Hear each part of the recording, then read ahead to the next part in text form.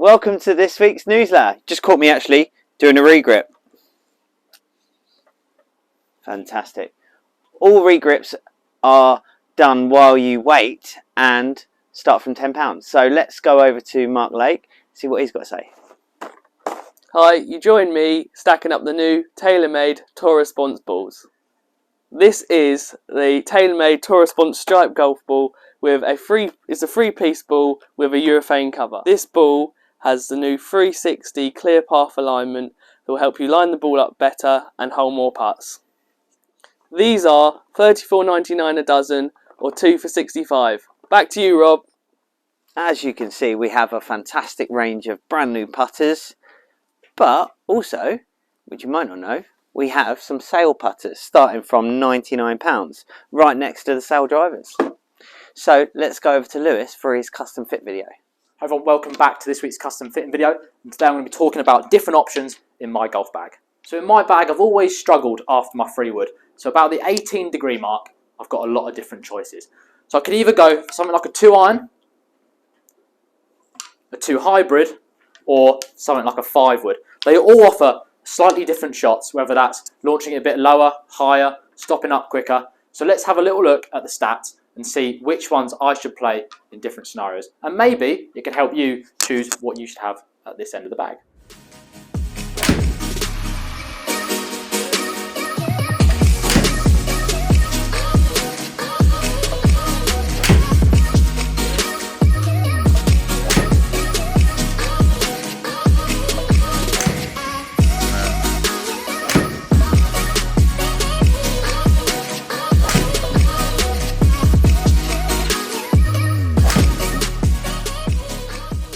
Okay, so that was all 3 hit. Now I'll ping up all the stats on the screen here.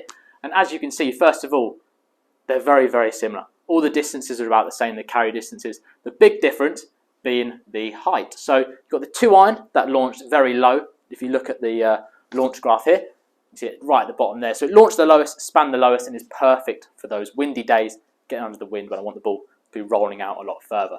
The hybrid sat somewhere in the middle. Ball speed was really good. Launched in the middle, span in the middle, was kind of the all-round club that you could probably use most of the year, and it was good distances. Now the next one, 5-wood, launched the highest, span the highest, and it was easily the most forgiving.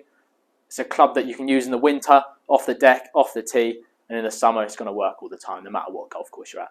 So there's all the shots. If you're interested in looking at a new fairway wood and not sure which one to come for, why not try them out in the tool shed? We've got loads of different options. We can talk you through what's going to work best for your game. We'll see you soon. No worries. I'll get back to you about that rule. Don't worry. Yeah, no problem. All right then. See you then. Alex here. Rules official. We've got another rule to cover in this week's newsletter, and we're going to cover it right now. Okay, so the first rule of the week is if your golf ball lies on the green and your ball is on the green and you putt the ball and it hits another golf ball, what's the ruling? And also if you're off the green and you hit a ball that is on the green. Now, let's cover this up. So if you're off the green and there's a ball on the green and you hit it, there's no penalty as long as you move the ball back to its original point that you can all agree. Okay, if your ball is on the green and you're putting and the ball that you hit is on the green, it is a 2-shot penalty to you putting the ball. Please make sure you ask your playing partners if there's a ball in your line to mark it up, because it is you that gets charged the strokes. That is pretty much the rule covering hitting other golf balls. If you're off the green, there's no charge as long as you replace the ball, and if you are on the green, it's a 2-shot penalty.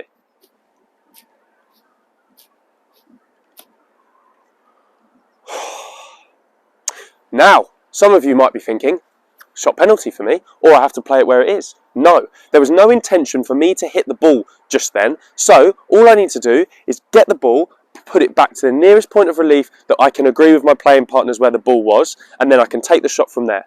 If I had intent to hit the ball, you then have to play it from where the ball finishes. But because I was taking practice swings and I accidentally hit the ball, I can move it back to the place and then I can go play golf. You happy with me to just place it back to where it was? Thanks, guys.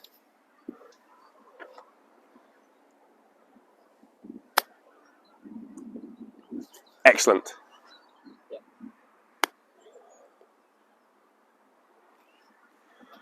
that is another Rules of the Week in this week's newsletter.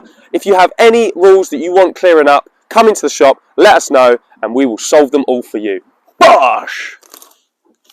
I'm just looking at some shorts. The weather seems to be getting a lot warmer, so I'm thinking it's time to get changed to some shorts, I think.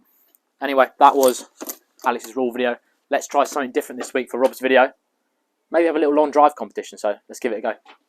Here we are back in the tour shed for a little bit of a long drive challenge between myself and Lewis. I know he's quicker, but am I more efficient? On the first here at Wentworth, so let's see what happens. Come on!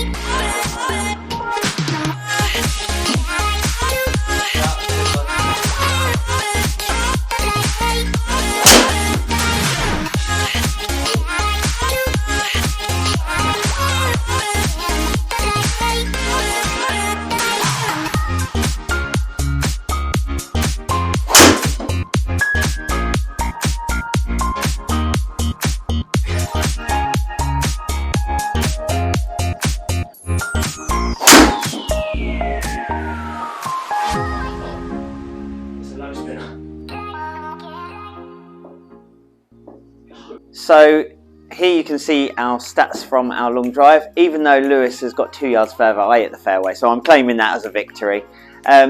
Interesting to go through the stats actually, because even though Lewis's ball speed is a lot more and his club head speed is a lot more, efficiency on my efficiency is a little bit better. So that comes down to the custom fit and technique, so sometimes you don't have to hit the ball really hard to get the most out of it. So that's why come and see me or Lewis and we can sort you out. So let's go over to Alex for his coaching video. For this week's coaching video, what we're going to do is we're going to play the 7th hole. I'm going to explain how I play it and how I think you guys should play it. So I'm going to play from the whites, and I know from playing the golf course many times, I know it's about 200 yards to clear the trees on the right hand side. But there can be wind up in the sky and all that sort of stuff, so we can't just select the same club every single time. If I pick up some grass and I throw it, we have got a wind in sort of this direction. Okay, so that's going to help me. I would say 200 yards, normally I hit about 6-iron. Because the wind's helping, I'm going to stick with a 6-iron, but most of the time I go up to a 5-iron just to make sure that I clear the trees and give myself an angle into the green. Now, the most important thing about a tee shot on the 7th is to make sure that the next shot you have no trees in the way into the green. Now, a good place to aim is actually the 15th flag. That is way left, away from the trees on the right, and it's going to give me the best opportunity to hit the shot to give me a free shot into the green. So, I'm lining up to the yellow flag on the 15th here. I know the wind is going to help me to push it to the right, so I'm just going to put a nice smooth swing to make sure that I get it past the trees. That's absolutely fantastic. As you can see, if we look at where my golf ball is finished, I am about 20 yards past the trees here. I've got clear view into the green, so my club selection off the tee was absolutely fantastic. I actually hit a good golf shot, but if I didn't hit a good one, I still had room to leave it short to allow me to still come into the green. Now, I have aimed so far left here off the tee box, but I've still only left me in to a white flag as well, 100 yards. So it just shows that if we aim massively left off the tee box, we're only going to leave ourselves in 100 yards. So it's not a massively long hole. However, we can make it difficult. So I've measured the flag, it's 100 yards. There's 2 types of shots we can play here. I'm going to play a sand wedge up in the air and land it soft, but I'm also going to show you one that's a chip and run. Okay, so what I'm going to do, talk you through my sand wedge shot. This is about a full swing for me with my sand wedge, nice and easy. I'm pretty much going to take dead aim at the flag because the flag is in the middle of the green. If the flag was a little bit left or a little bit right, I would still aim to the middle of the green, because I don't want to go into the water, I don't want to go long, I don't want to go right. Okay, so I'm going to take aim to the flag, and I'm going to hit a nice full swing with my sand wedge.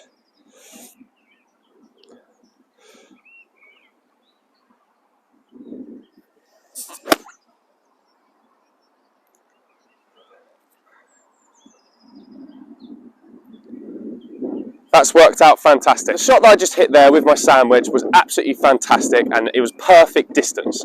But I can understand that that's quite a tricky shot to hit, okay? But we've got another option.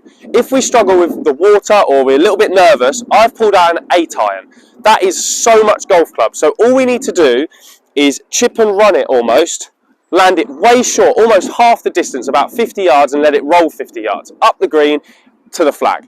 How we're going to do this is literally just like a chip and run, okay? So, same thing, I'm going to aim a little bit right of the flag, because then I'm well away from the water, and I'm going to think about trying to land this about halfway. So I still need a little bit of effort, but it's not going to be loads of swing here.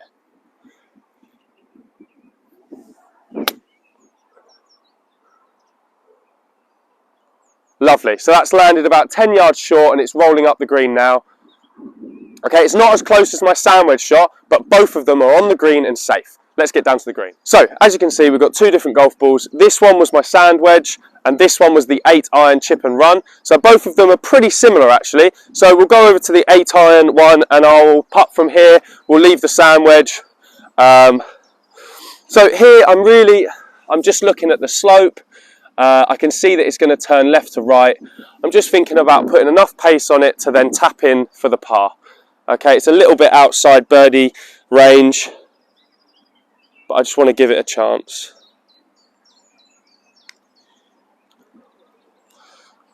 Oh, gave it a good go, passed the hole, positive putt, tap this in for par, and we're on to the 8th tee. I potentially would have holed the birdie putt if Harry would have rolled the greens before, but we can't do anything about that. So that is tip of the week for this week. I hope you all have a fantastic 7th hole when you play this week, and I'll see you next week for the next tip. So to end off this week's video, I want to talk to you about a fantastic delivery we had in yesterday. It is the brand new Scotty Cameron Phantom range for 2022. The most popular one in the Phantom range at the moment is this Phantom 5.5. It's the one that Justin Thomas has been using for a couple of years now. The new feature is slightly more blacked out features than these fantastic, lovely new grips. So make sure to come into the shop, pop in, have a little look at the new Phantom range. They're $399, and we've got all the models now available. If not, you've always got the special select models here, your more traditional bladed putters. Now, that is the end of the video. So make sure to like and subscribe as always, and comment any ideas you want to see us to cover.